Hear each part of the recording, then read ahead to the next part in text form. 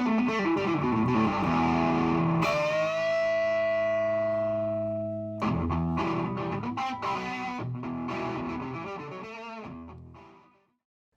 and welcome to Beyond the Road, the transportation industry podcast where we talk all things transportation and logistics.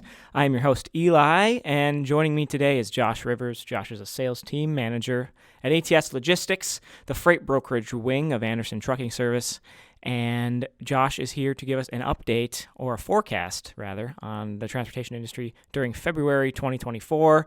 We have made it to the new year, Josh. Yeah, I'm like a logistics weatherman. Yeah, kind of a meteorologist of freight. Logistical meteorology. It's not a real thing. How's the beginning of the year going for you so far? Solid. It's solid. We finally have snow. Which that's nice. It just feels normal again. Everybody's like, I could have gone without it. I'm like, it just reduces my anxiety that we have snow on the ground. Yeah, I got to relearn how to drive, kind of. But it was touchy this morning. I was like, oh wow, that's what that feels like. Okay. And now that we work in trucking, so we pay more attention to truck drivers out there on the road. Oh, absolutely. Hate to be driving a semi. At the time of this recording, the weather is just awful. Pretty much if you drew a line from Minnesota straight down and just everything east, it's just so bad right now. And that's what we're fighting with. And that's going to bring that's kind of the first thing I wanted to cover about going into February, because that's what we're talking about. This is the February update. Winter was a little bit delayed this year.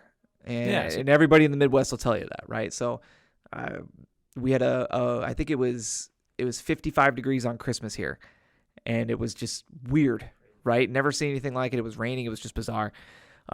So with winter being a little bit delayed, but in full swing now, it's going to be a high of -1 on Sunday here. The main thing that we see in February is the Midwest tends to get hit with these really, really harsh cold snaps. Yeah. And folks who live around here are going to know what we're talking about. Typically, January, February is when it's the coldest here. That's where you get those highs of -10 for the day, and your lows are in the -20s or 30s in some locations. And that does a lot for capacity for two reasons. Number one, drivers don't want to put their trucks in an area where they may not start again. And that's the reality. A lot of guys will just leave their trucks running, which is fuel spend. When they're in the truck stops, because they have to, right? You can't shut that truck off when it's -15 outside. Bad things will happen. And another reason is and this impacts the open deck side of the house more, is drivers that have to go hands on with freight, which is typically your open deck carriers, flatbed, step decks, RGNs, etc. They're not going to want to deliver to a place where they have to get out and unstrap and untarp, and it's -10 outside. Yeah, that's difficult. Right. So, I mean, if you had the option to pick where you were delivering, and you can deliver a load in Houston, Texas, where it's 85 and sunny. Yep. Or you can deliver a load in Sioux Falls, South Dakota, where it's -25 and 30-mile-an-hour wind gusts and -56 wind chill. Nobody wants to do that. So that'll definitely impact capacity to the northern region of the United States. This is also the time of the year where a lot of those crazy snowstorms blow through Montana, Idaho, Wyoming, and we will see road closures. That's going to be something to keep an eye out for, and that goes for both equipment types, dry vans and flatbeds. Drivers are going to be a little bit choosier taking freight up north. Vans, it won't be as bad. It's the open, like I said, it's the open deck guys. But be prepared for road closures. Be prepared for winter storms. Be prepared for delays. This is the season of delays, and we're actually fighting it today. In particular, at the time of this recording, there's a large storm moving through the Northeast and a lot of high winds, 30-mile-an-hour sustained winds with 60-mile-an-hour gusts. Nobody wants to drive in that. Yeah. That's hazardous at that point. So we're seeing a lot of folks that just don't want to risk it. And it's a safety thing, and I don't blame people for not wanting to drive in that. You're driving what's essentially a 53-foot sail. Yeah. It just catches all that wind, and it can cause accidents. It can tip trailers over. It's not enjoyable. Yeah. So be prepared for that. As far as commodity types go, nothing particularly, nothing is moving in particular to my knowledge more right now. I'd mentioned in the past that we do have a couple of customers who manufacture building products, and this is their buy season. Mm-hmm. February is typically when they move a lot of their product out to their distributors. So you'll see a little bit of an increased outbound load count from some folks who have a buy season this time of year, and they're stocking shelves for the spring buy season. other than that, February statistically is the slowest month in logistics. So that is where we see the lowest capacity demands. This is where price really becomes king. But it's something that I really caution customers against, because a lot of folks, especially folks who are newer to this, they get accustomed to it, right? So February hits, rates drop, capacity opens up, and they're like, this is great. Yeah. Love seeing this. I look forward to a year of this. And then the spring hits and everything tightens right back up just the way it does every single year. And people get caught with their pants down. Yeah. As freight demand lowers, and during this time of year, I'm just kind of wondering, how does that impact shippers' rates, considering the fact that, as you said, drivers are a little bit more selective, if they're going into northern United States? You would think that those would kind of balance each other, right? It's going to depend, right? So in general, it works in supply and demand. So in general, if there's less freight moving through the country, which there is statistically in February, in general, that should create less of a demand for truck drivers, which means rates should become lower as drivers just look to keep freight on the trailer to pay bills, in theory. Winter storms, the weather, that can all change things. So if suddenly a receiver, say there's a big winter storm that buries the Northeast and drivers don't want to go up there for 3 or 4 days, when it becomes passable, when it becomes able to drive through again, suddenly there's going to be a massive demand where people are going to be like, hey, I need this. Just pay what it takes to get it up there. And drivers are not stupid. They're going to go, yeah, I can help you out for money. But, I mean, anybody would, right? I mean, that's a great opportunity for them to set themselves up. So that's something to pay attention to. That's what can change that. It's going to change capacity going north, right? Because folks will talk about how much they need money, and then you tell them like, oh, we'll make this delivery to Sioux Falls on when it's going to be minus 25, and like, I don't need it that bad. So going north, yes, there might still be some capacity constraints depending on the weather. If it doesn't get any real vicious cold snaps, you might not see it. To contrast that, coming out of the north, real easy. It is not hard to pull a guy out of Princeton, Minnesota in the middle of February and get him to go to Atlanta or Houston or something like that. Because a lot of these guys are going to want to stick to the warmer markets. Conveniently enough, California doesn't become as much of a problem anymore either.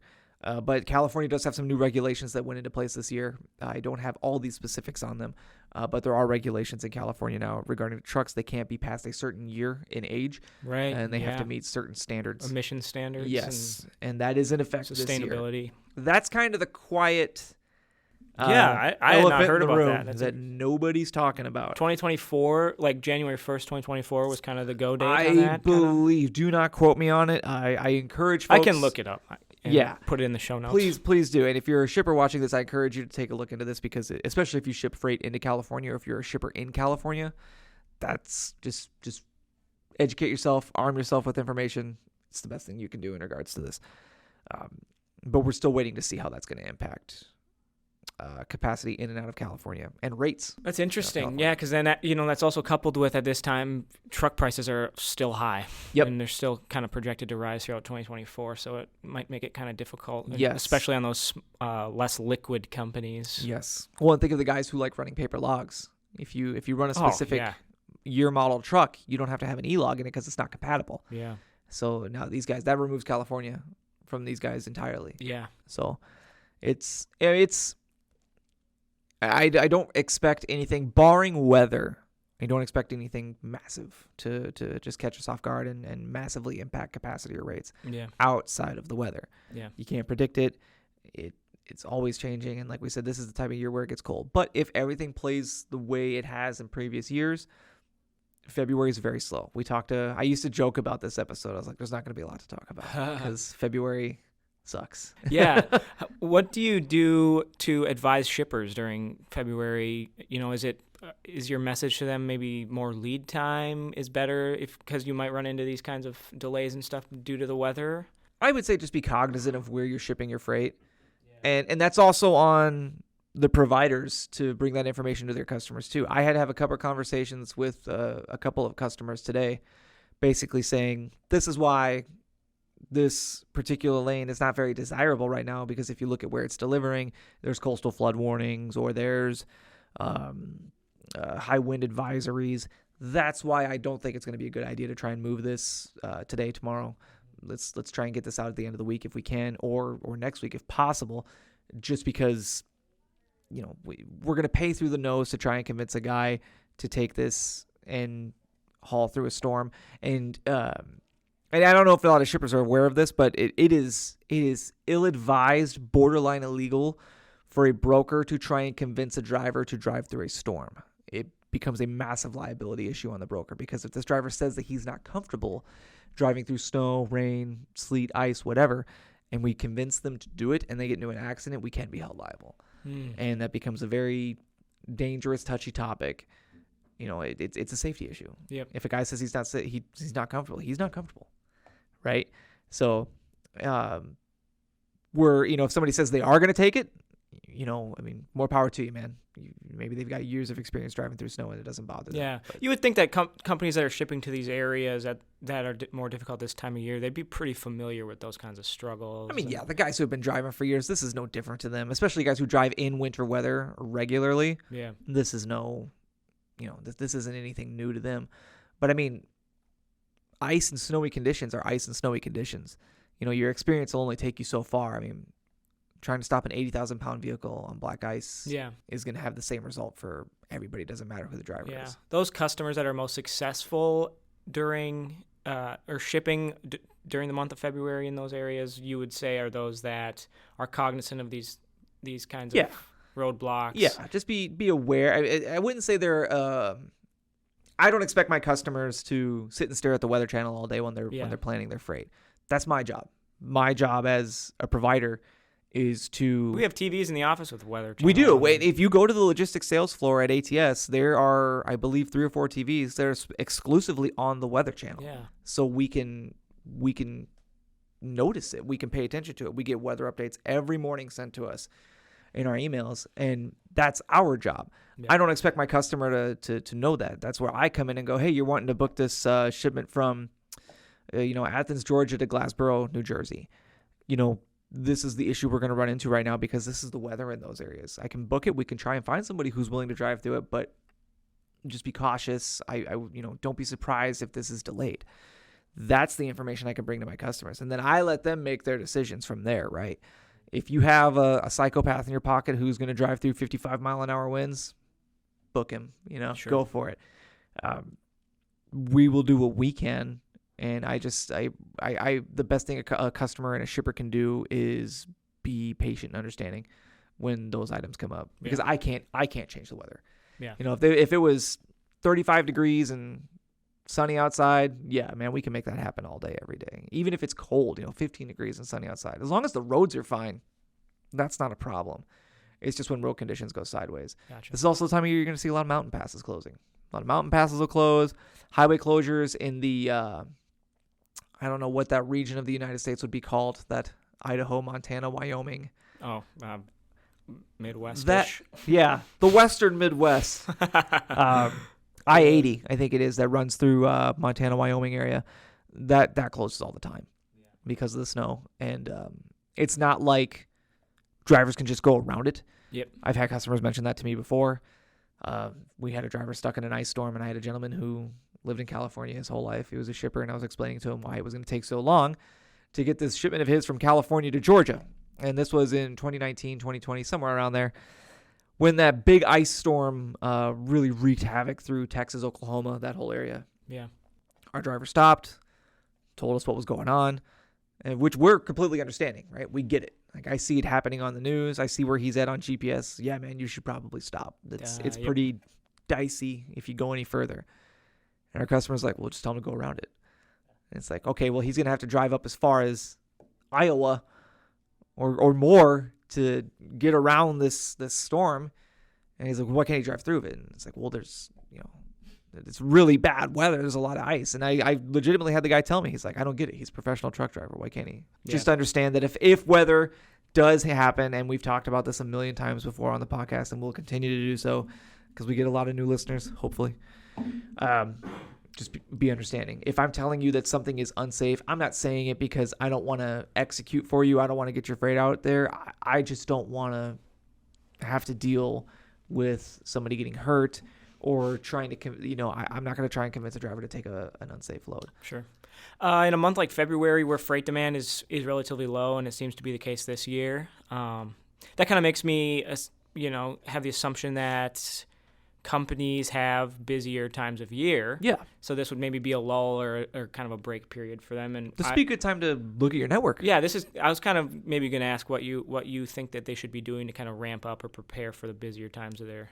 Anytime you're slow, that's a good time to look at your network, right?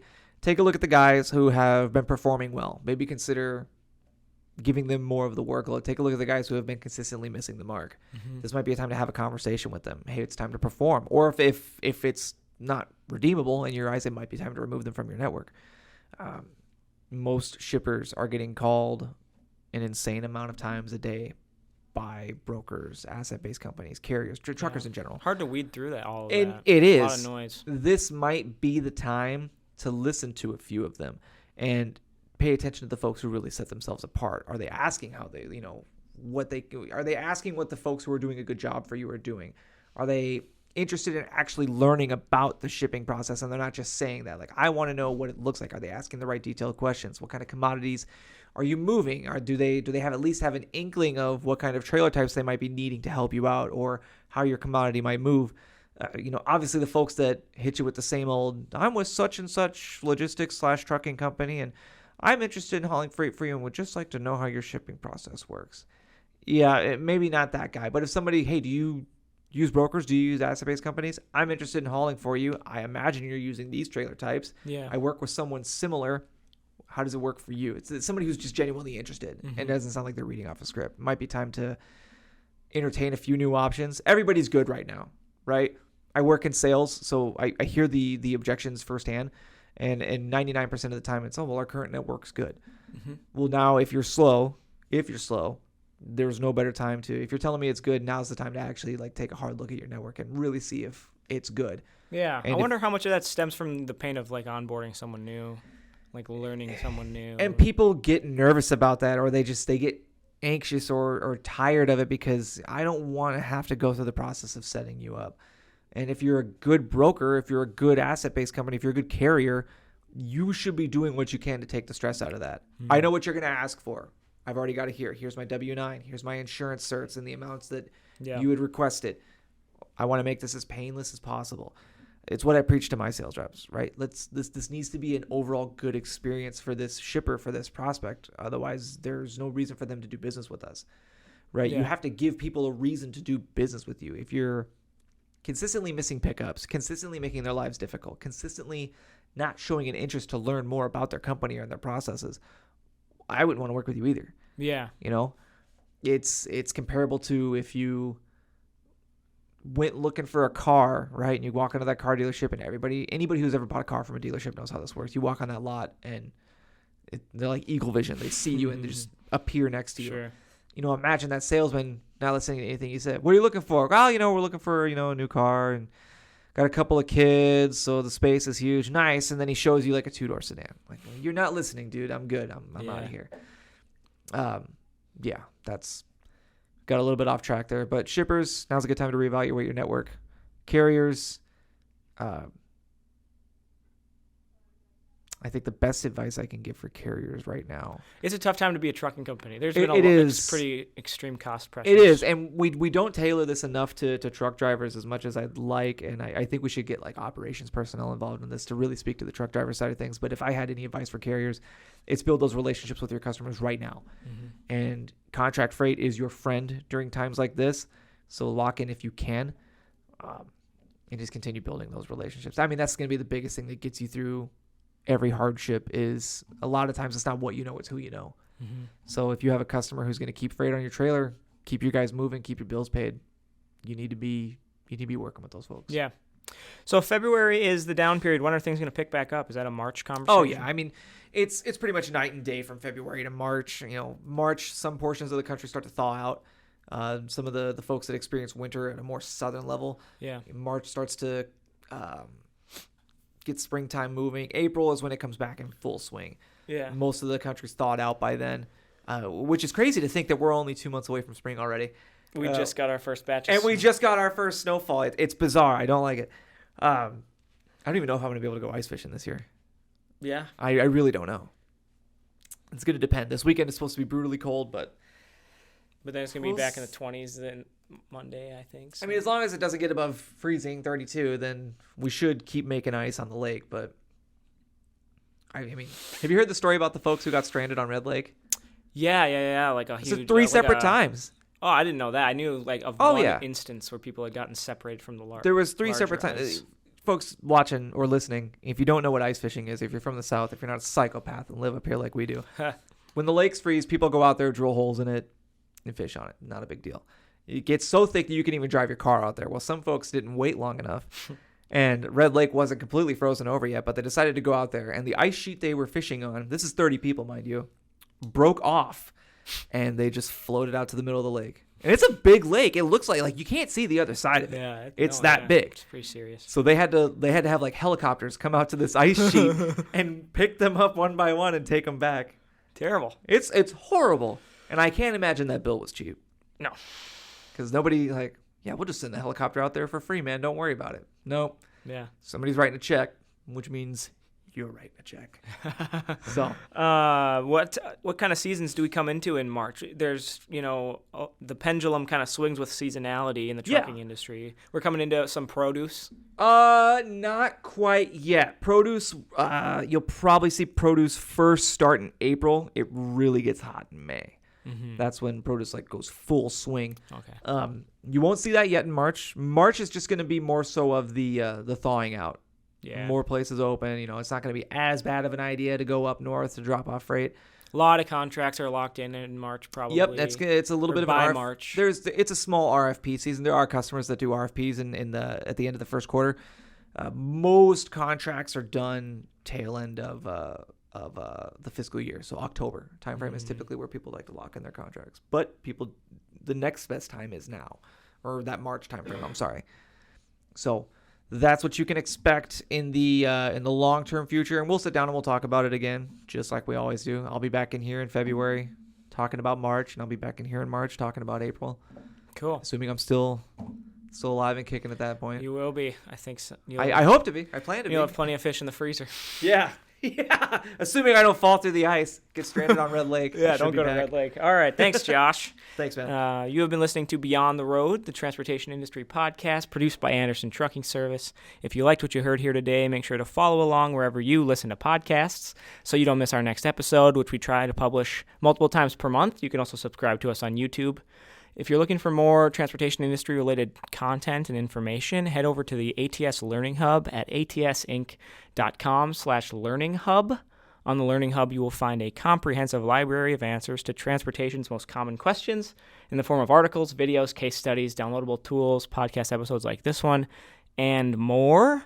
You will find an article on the transportation industry during February in 2024, which I will also put in the show notes below. But that can be found on the Learning Hub along with market forecast videos and all of that kind of information. So thank you again, and we'll speak to you again soon.